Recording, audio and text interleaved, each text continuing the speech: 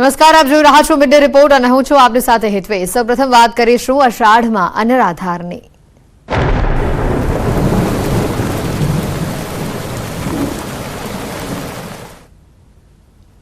હવામાન નિષ્ણાંત અંબાલાલ પટેલે ઉત્તર તેમજ મધ્ય ગુજરાતમાં 24 જુલાઈ સુધી સામાન્યથી અતિ ભારે વરસાદની આગાહી આપી છે।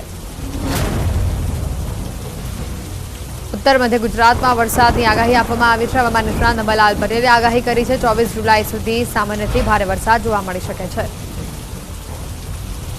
तारीख 24 सुधीमां तो लगभग उत्तर मध्य गुजरातना घणा भागोमां वरसाद थवानी शक्यता रहेशे, जेमां वडोदराना भागो, आणंदना भागो, नडियादना भागो उपरांत खेड़ना कपड़वंजना भागोमां वरसाद थवानी शक्यता रहेशे।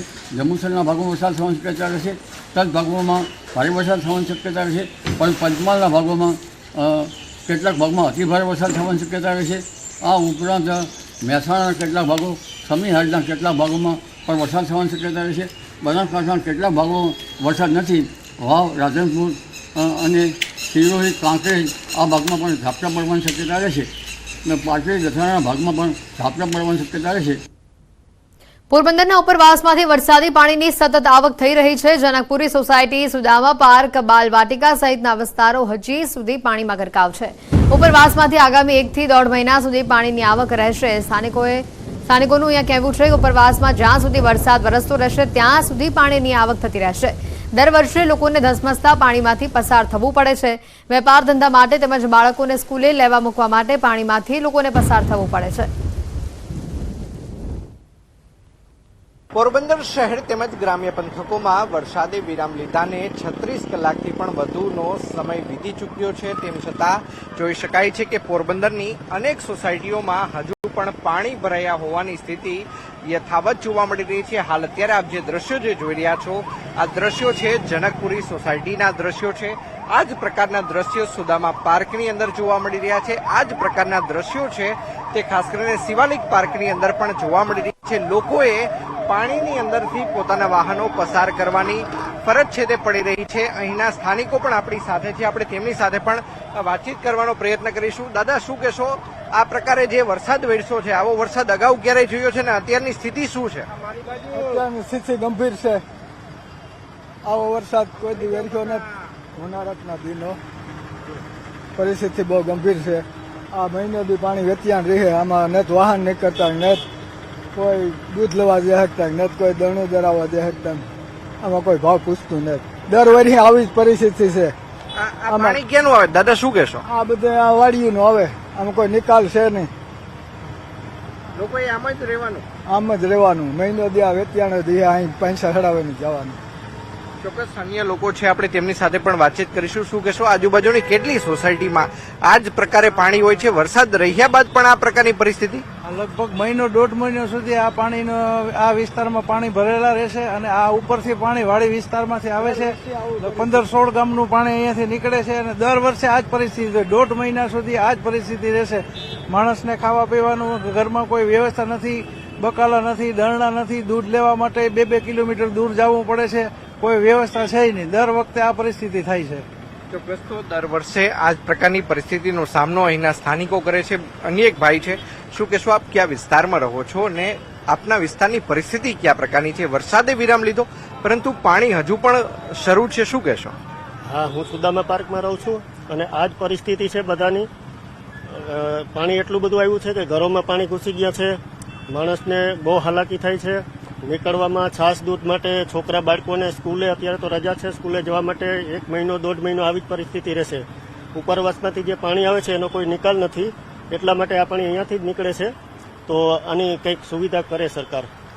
અહીંયા કોઈ ડાયવર્ઝન નથી કે આ પાણી છે તે અન્ય જગ્યાએથી ડાયવર્ટ થઈને? કારણ કે તમારી અનેક 10 થી 12 જેટલી સોસાયટી છે કે જ્યાં આ જ પ્રકારે પાણી આગામી સમયમાં પણ નીકળતું રહેવાનું છે? હા, આ તો મહિનો દિવસ સુધી આવી રીતે જ ચાલુ રહેશે પાણી। કારણ કે કુવા છે એ અત્યારે છલકાઈ જાય, એના લીધે જે પાણી છે એ બહાર નીકળશે કુવામાંથી અને આ પરિસ્થિતિ તો રોજ રહેશે જ હમણાં। પરંતુ તેમની જે સોસાયટી છે તેની અંદર આગામી 1 થી 1.5 મહિના સુધી આ જ પ્રકારે પાણી છે તે ખાસ કરીને ભરાયેલા રહેશે. તેમને જો પોતાના બાળકોને મૂકવા જવું હોય તો પણ આ જ પાણીમાંથી તેમને પસાર થવું પડશે. તેમને કોઈ જગ્યાએ ચીજ વસ્તુઓ લેવા જવી હોય, પોતાના વેપાર ધંધા રોજગાર અર્થે જવું હોય તો પણ આ જ પ્રકારની પરિસ્થિતિનો સામનો છે તે કરવો પડશે. અન્ય પણ એક વૃદ્ધ આપણી સાથે છે, આપણે તેમની સાથે વાતચીત કરીશું. કાકા, શું કહેશો? જે રીતે 48 કલાકમાં 27 ઇંચ વરસાદ વરસ્યો હતો, આવો વરસાદ ક્યારેય અગાઉ જોયો છે? ના, આવો વરસાદ અટાણે લગભગ 75 વર્ષ પહેલા નથી જોયો. 75 વર્ષ પહેલા પડ્યો હોય તો ભલે, બાકી અત્યારે તો દરેક આ વમળમાં માણસ અટાણે અટવાઈ જાય છે તો નીકળવા માટે બહુ મુશ્કેલ પડે છે. આ વરસાદે તો વિરામ લીધો. તમારી સોસાયટીમાં કેમ હજી પાણીની આવક ચાલુ છે? આનું કારણ શું છે? અમારે ઉપરવાળાથી બખરલાના પાણી આવે છે એટલે અહીંયા વમળ ગોઠવાનું, એટલે જૂની ચામુંડ માતાજીની મંદિરની એ બાજુથી પાણી વધારે આવે છે. એટલે વધારે એ વમળમાં માણસો, પશુઓ તથા જનાવરો ઝેરી વગેરે તણાતા આવે છે. હજી તો સુધી ભગવાનની દયાથી કોઈને બટકું ભર્યું નથી, પણ આ વરસાદથી જેમ આબ ફાટ્યું એવું લાગે છે. તો ખાસ કરીને જે રીતે અહીંના લોકો વાત કરી રહ્યા હતા કે ભલે વરસાદે વિરામ લીધો હોય પરંતુ આગામી 1 થી 1.5 મહિના સુધી આ જ પ્રકારે ઉપરવાસનું પાણી જ્યાં સુધી બંધ નહીં થાય ત્યાં સુધી જનકપુરી તેમજ જે સુદામા પાર્ક સહિતના જે સોસાયટીના જે રહીશો છે તેમને આ જ પ્રકારે પાણીમાંથી પસાર થઈને પોતાના વેપાર ધંધા રોજગાર અર્થે જવાનું રહેશે. સાથોસાથ કોઈ ચીજવસ્તુઓની ખરીદી કરવી હોય તો પણ આ જ પ્રકારે પાણીમાંથી પસાર થઈને જવાનું રહેશે. અંકિત પોપટ, ન્યૂઝ 18 ગુજરાતી, પોરબંદર. પોરબંદરમાં મેઘરાજાના વિરામ બાદ હજી સુધી મંદિરોમાંથી વરસાદી પાણી ઓસર્યા નથી. વીરવચરાજ ડાડાના મંદિરમાં વરસાદી પાણી ભરાયેલા છે. પૂજારી મહેશ ગીરીએ જણાવ્યું કે 2 દિવસ પૂર્વે લોકોના ઘરોમાં પાણી ઘૂસી જતા અહીંયા આશરો આપવામાં આવ્યો હતો. લોકોને રહેવા તેમજ જમવાની સુવિધા પણ પૂરી પાડવામાં આવી હતી.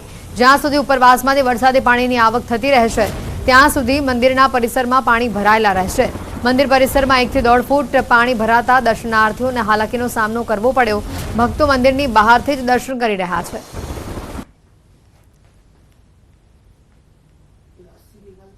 પોરબંદર શહેર તેમજ પોરબંદરના ગ્રામ્ય પંથકોમાં ભલે વરસાદે વિરામ લીધો હોય પરંતુ પોરબંદર શહેરના અનેક એવા વિસ્તારો છે કે જે હજુ પણ પાણીની અંદર ગરકાવ જોવા મળી રહ્યા છે.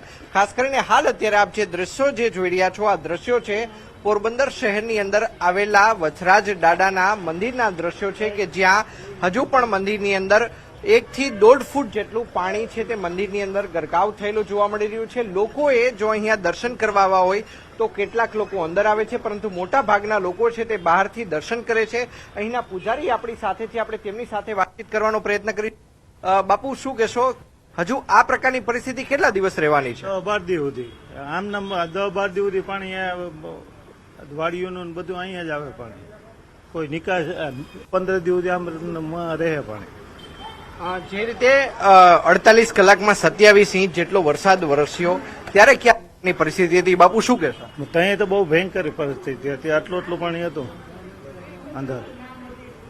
આ બાજુ વંડિયું પડી ગઈ, આ બાજુ બધું વેર વિખેર. અમુક અહીંયા પછી આશરો આપ્યો રાતે હુવા હતો. રૂમ ખોલી દીધા, અહીંયા રહ્યો ને અહીંયા બનાવીને ખવડાવી બીજું હું. તેમને આ જગ્યાએ આશરો આપવામાં આવ્યો હોવાનું આ જે મહેશગીરી બાપુ છે તે જણાવી રહ્યા છે. હું કેમેરામેનને પણ વિનંતી કરીશ કે તે આ દ્રશ્યો બતાવવાનો પ્રયત્ન કરે કે જ્યારે લોકોના ઘરની અંદર પાણી ઘૂસી ચૂક્યા હતા ત્યારે આ જ વચરાજ ડાડાના મંદિરની અંદર લોકોને આશરો આપવામાં આવ્યો હતો. સાથોસાથ તેમને ભોજનની પણ વ્યવસ્થા અહીંથી જ કરવામાં આવી હતી. અહીંના લોકોનું કહેવું છે કે ભલે વરસાદે વિરામ લીધો હોય પરંતુ ઉપરવાસનું પાણી જ્યાં સુધી બોખીરા વિસ્તારની અંદર આવતું રહેશે ત્યાં સુધી આ જ પ્રકારે મંદિર